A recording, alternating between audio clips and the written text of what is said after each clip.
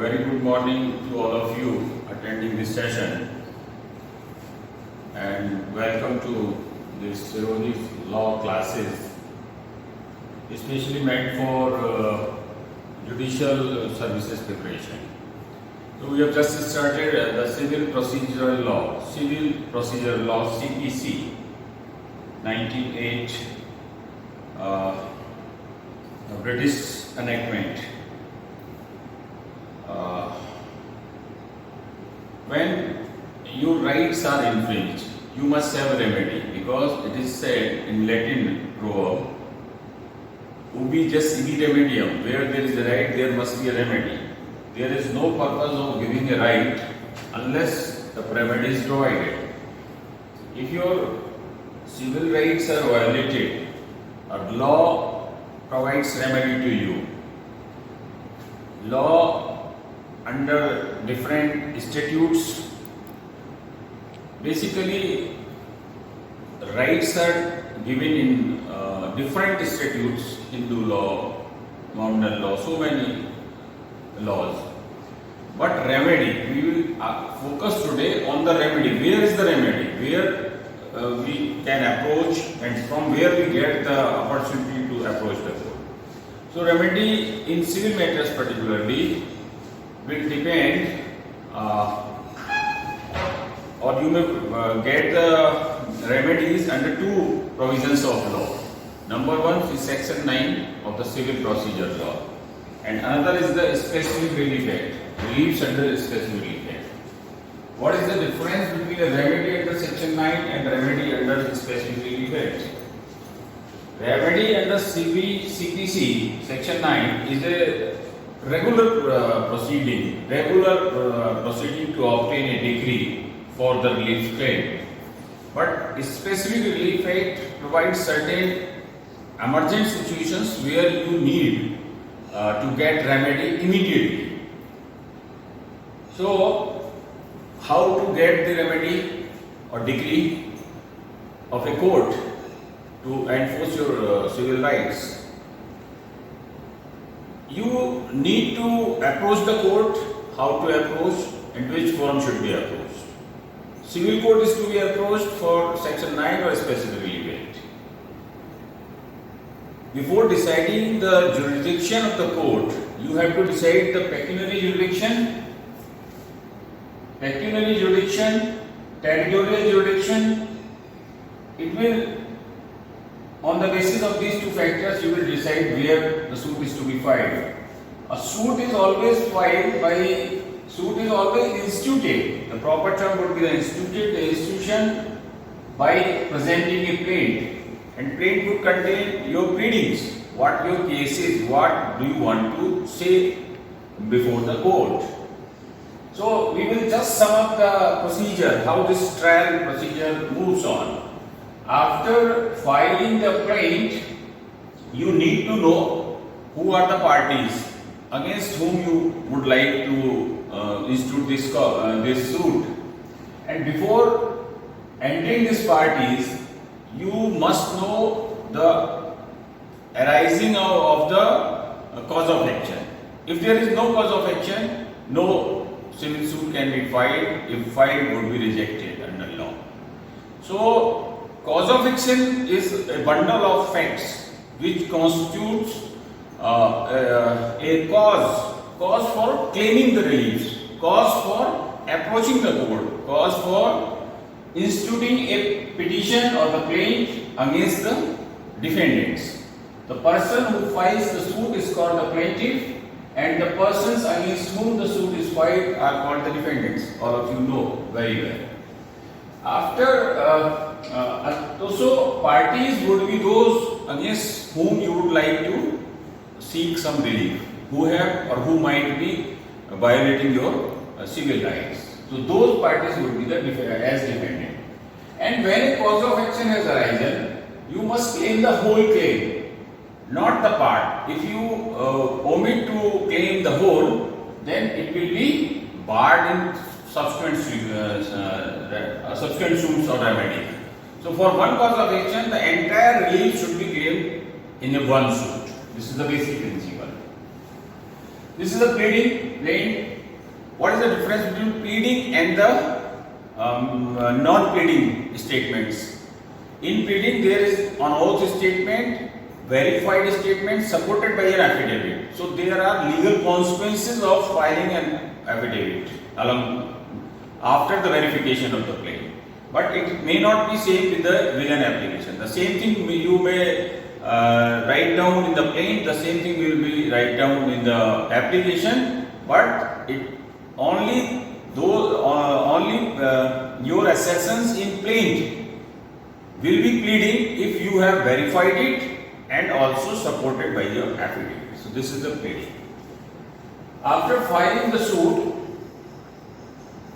you may need an immediate relief, interim injunction. So with the suit, you have to file an interim injunction application. Interim injunction application would be governed by Order 39. So application for immediate relief without hearing the defendant. What the court will do when you file a suit? Court will admit the suit and issue summons for the WS. So for filing the WS, what is the WS? The pleadings of the defendant would be the WS. So for filing the WS, summons will be issued to the defendant, and for your application under 39(1) and 2, ex parte interim application, the notices will be issued, not the summons. And these two things will take a different course of action during the same proceeding of trial of the suit. And after service of the summons, for service I would just like to tell you that mere service is not sufficient. So service must be, the processes must be duly served. Duly served means served in accordance with law. If summons are not duly served, court cannot proceed ex parte. When the summons are served, two situations may arise. One, defendant appears, another does not appear. If after service he does not appear, court may proceed ex parte proceeding. If he appears, then he has to file a WS within 30 to 90 days. This WS would be the reply of the plaintiff, this one, this bill. So it is basically defense. It may be on facts as well as on law. Different pleas, time barred है, statutory relief act barred है, और WS में वो counter claim भी कर सकता है और अपने क्लेम को सेटअप भी करा सकता है. सारा जो भी इस सूट से संबंधित है वो सारा WS में यहाँ प्लीडिंग के रूप में वो फाइल करेगा. After filing this WS, the first date come up for the hearing. This is the first hearing. What the court has to do? Court has to play a very important role here. Court has to frame the issues on which the judgment is to be delivered, on which the relief claim in the plaint would be dependent on. So, for that purpose, court is also required to examine the parties under Order 10 Rule 2 to elucidate the controversy in dispute. And before doing that, the court is also asked the parties to admission and for admission and denial. Admission or denial of the pleadings as well as admission and denial of the documents. So after admission, denial and examination of the parties, court comes to the conclusion what are the real issues which are still in controversy and parties are not agreed of consensus. So issues are framed under Order 14. After framing of the issues, the suit is put for the plaintiff's evidence. And before doing that, the other course of this Order 39(1)(2) application moves on. So court first decide this application, priority basis पे. Proceeding is the same. उसी suit proceeding में ये Order 39(1)(2) की application, interim application वो court decide करेगी. इस पे WS नहीं होगा, इस पे उसकी ऑब्जेक्शंस होंगे. दो प्रोसेस स्टार्ट हुए, इसको डिसाइड करके कोर्ट एंड कर देगी इस मैटर को और फिर सूट की हियरिंग पे चलेगी. फ्रेमिंग इशू के बाद एविडेंस, प्लेंटिफ की एविडेंस रिकॉर्ड होनी है. एविडेंस को पूरा मौका है क्या कि वो जो इश्यूज बने हैं उनका बर्डन ऑफ प्रूफ उसके ऊपर है. उन इश्यूज को वो अपनी साबित करे, अपनी प्लीडिंग को साबित करे. अगर वो बर्डन ऑफ प्रूफ वो डिस्चार्ज नहीं करेगा तो the issues would not be stand proved. After that, now defendant's evidence shall be taken. Defendant would be entitled to review the plaintiff's case, whatever, irrespective of the fact whether he has discharged the burden of proof or not, plaintiff, because it will be decided at the time of delivering judgment, at the time of appreciation of judgment. So defendants की कोशिश ये होगी बिना ये जाने कि ये discharge हुआ पूरी तरह नहीं हुआ, वो अपनी एविडेंस से उस प्लेंटिफ के केस को रिब्यूट करता है। उसके बाद एक स्टेज आएगी आर्गुमेंट्स की, दोनों पार्टीज आर्गुमेंट्स करेंगे, फिर एक जजमेंट पास होगा। ये जो जजमेंट है, ये जजमेंट डिक्री में कन्वर्ट होगा। जजमेंट लेंथी होगा, डिटेल्ड होगा, डिक्री केवल ऑपरेटिव पोर्शन होगा। So decree is like a check of the drug. So every suit which has been instituted here would necessarily culminate into a judgment and decree. Whether the suit is allowed, decreed, or suit is dismissed. The dismissal is also decreed. And if any appeal is to be made by the aggrieved person who is not satisfied with this judgment and the decree, may file the first appeal under section 96 or 41. This first appeal is normally on the facts as well as on law. So in first appeal, the appellant has a right, but second appeal would lie only on a question of law under section 100 of the CPC.